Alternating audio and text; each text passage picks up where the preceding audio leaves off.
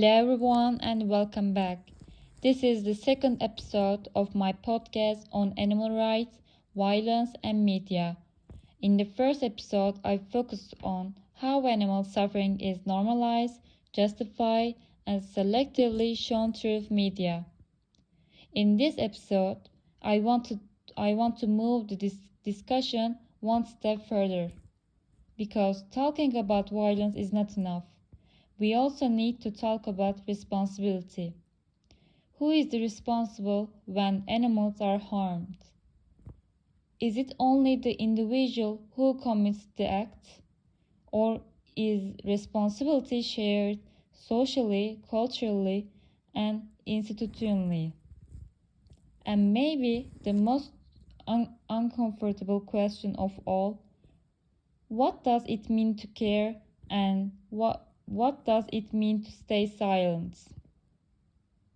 Responsibility is often framed as something personal. Someone hurts an animal, that person is guilty. Someone rescues an animal, that person is good. But this way of thinking is very limited.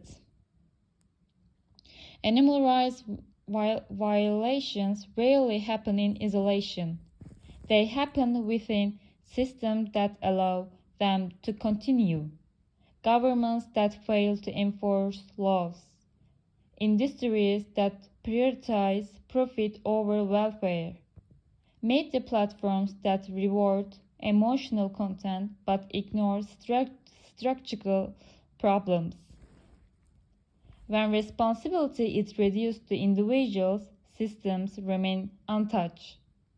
And when systems remain untouched, violence continues quietly and legally. True responsibility is not only about reacting, it is about prevention. And prevention requires awareness, education, and collective effort. One of the most dangerous threats to animal rights is not hatred, it is indifference. Indifference does not look aggressive. It does not look violent. It looks normal. It sounds like that's just how things are. There are bigger problems. It doesn't affect me. But indifference allows harm to continue without resistance. When abuse is ignored, it becomes invisible. When invisibility becomes normal, violence becomes permanent. In this sense, silence is not neutral. Silence protects existing systems. Silence benefits those who profit from exploitation. Silence benefits those who profit from exploitation. Caring only when something becomes extreme or shocking means accepting everyday harm as tolerable. And that is a form of moral failure. In digital age, we are constantly exposed to suffering. Images of injured animals, news stories about abuse, campaigns asking for help. At first, these images shock us, but over time something changes. We get used to them. This is called desensitization. When suffering becomes repetitive, it loses its emotional impact. Media platforms move quickly. Yesterday's tragedy is replaced by today's headline.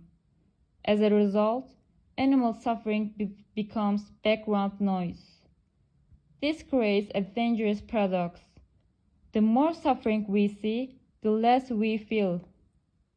And when empathy becomes exhausted, real action disappears. Some animals are loved, some are tolerated, some are ignored, some are exploited. This hierarchy is socially constructed. Companion animals are protected emotionally. Farm animals are protected economically. Wild animals are protected selectively. Protection depends on usefulness, familiarity, and visibility. This raises an important ethical question. Why should an animal's worth depend on human perception? If rights are conditional, then they are not really rights. They are privileges. The future of animal rights depends on more than laws. It depends on cultural change, education that teaches empathy without heresy, media that focuses on systems, not only shocking events, policies that recognize animals as living beings, not property. Most importantly, it depends on willingness. Willingness to question habits, willingness to feel uncomfortable, willingness to accept responsibility beyond sympathy. Animal rights are not about perfection. They are about progress. And progress begins when silence ends. Animal suffering does not exist in isolation. It exists within a system of power, profit, and indifference. If we only react emotionally, nothing changes. But if we recognize responsibility as shared, then change becomes possible. That is the purpose of this episode. Thank you for listening.